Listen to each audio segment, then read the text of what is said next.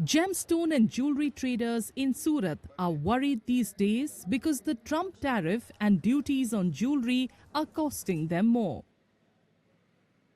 So, traders are hoping that the upcoming union budget will include policy tweaks in favor of this sector to get these precious businesses out of the woods.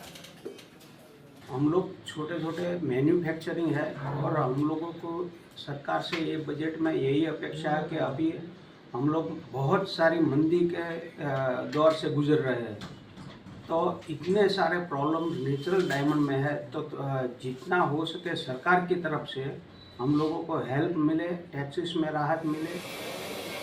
According to industry players, their businesses have taken a hit due to the 50% tariff imposed by the Trump administration. Experts also suggest that more free trade agreements may open up new export markets, and the restoration of duty drawback benefits on precious metals could reduce cost pressures.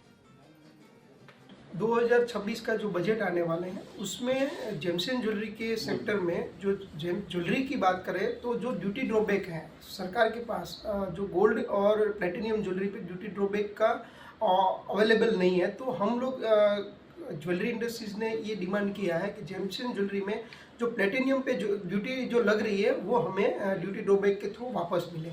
और जो नए नए market अभी जो Trump के tariff के बाद हमारा जो इंडस्ट्रीज को सफ़र करना पड़ रहा है, जो अमेरिका मार्केट, तो सरकार ने बहुत सारे एफटीए किए हैं, तो अब और आगे दूसरे बहुत सारे एफटीए करके हमें नया मार्केट अपॉर्चुनिटी मिले।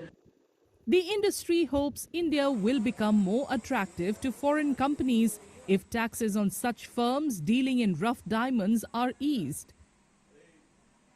Currently, foreign mining and diamond trading companies operating in special notified zones such as the Surat Diamond Bourse area are taxed under a safe harbour framework that assumes a 4% minimum profit margin.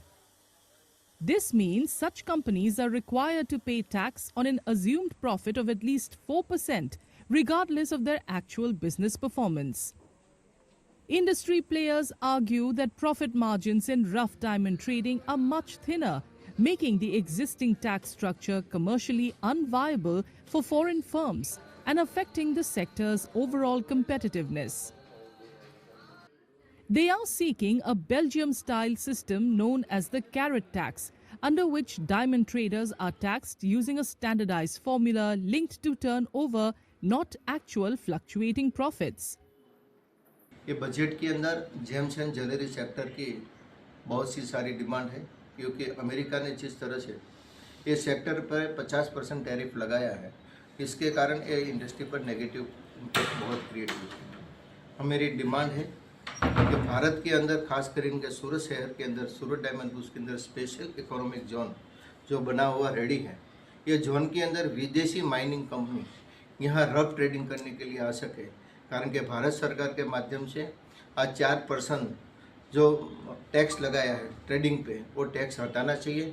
और हमने जो सरकार को suggestion दिया है कि Belgium की जो सिस्टम है टैक्सेशन सिस्टम कैरेट की, वो सिस्टम यहाँ लागू करनी चाहिए। तो आज भारत के पास एक बहुत अच्छी अपॉर्चुनिटी है। आज हम कट एंड पॉलिश का सबसे बड़ा मैन्युफैक्चरिंग हब है, तो ये पॉलिसी में चेंज आ जाएगा तो हम सबसे बड़ा रफ ट्रेडिंग हब भी भारत बन सकता है। Union Finance Minister Nirmala Sitharaman will present the union budget on February 1st, and gemstone and jewelry traders in Surat are hopeful for specific relief measures.